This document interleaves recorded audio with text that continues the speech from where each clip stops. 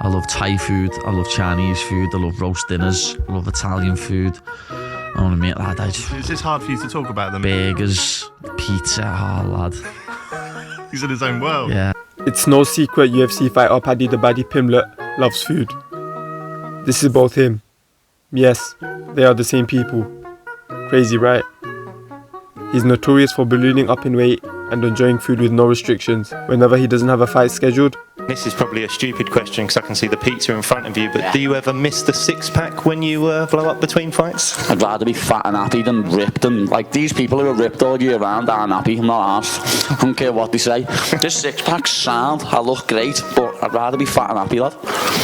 Cheers, man. Paddy, just there to your left. Talk to us, just there. He fights at the lightweight division at 155 pounds. But when he doesn't have a fight, the weighing scale could go up to 205 pounds. It's actually a bit scary. He eats as much as 8,000 calories a day. You think I'm chatting shit about how much I actually ate yesterday? I've got it all in here. Look.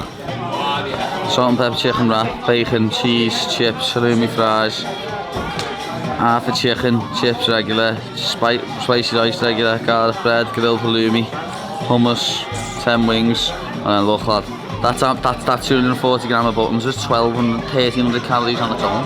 You know what I mean? Chocolate donut. His love affair with food is a sight to see, and it's not hard to find the site.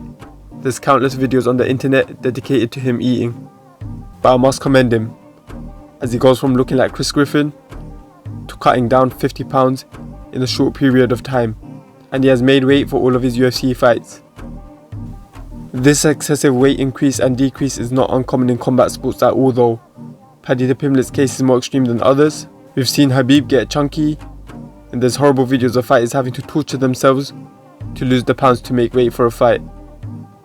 Though, you said something about 20 pounds on 6 days notice. What are you talking about? Gaining, losing 20 pounds in 6 days? Is that what you just said? You gotta lose 20 pounds in 6 days? 20 pounds. 20 pounds, yes sir. Shouldn't we be a little bit worried about you then? To lose 20 pounds in like 6 days? Ain't that gonna zap you a little bit? You should be worried if God wasn't on my side.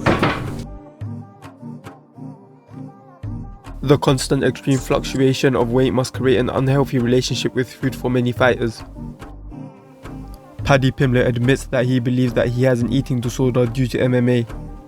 We see a lot of athletes in combat sports, more than any other sports, after the career just let go. There are fighters who would almost drop around 20 pounds in a single day before the weigh-in and then rehydrate to come back 10 or even 20 pounds heavier on the day of the fight. But why do fighters do this? What is the purpose? It's simple. As stated before, the rehydration process allows fighters to come in heavier than the day of the weigh-in, and the extra real estate is a huge advantage. It's practically sanctioned cheating.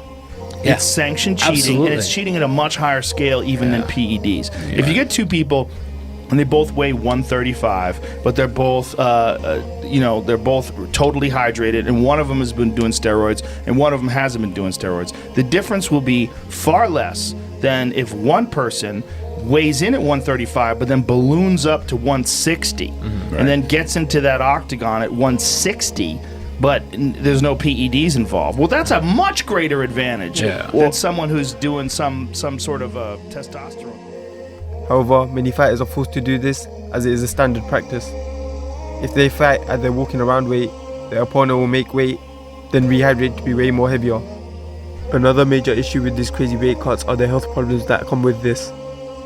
When fighters cut that much weight at a short time, and even after they rehydrate for a fight night, the body produces less CSF. This is the fluid that cushions the brain from the skull. Do I really have to explain why this is bad when you're going to be locked in a cage where someone is trying to cave your head in? This will increase the chance of concussions, brain damage, it can even decrease the size of the brain, and in the worst case scenario, it can be fatal. The call for the weigh-in process to be changed has been voiced due to all the dangers around the current method. However, we are yet to see any change.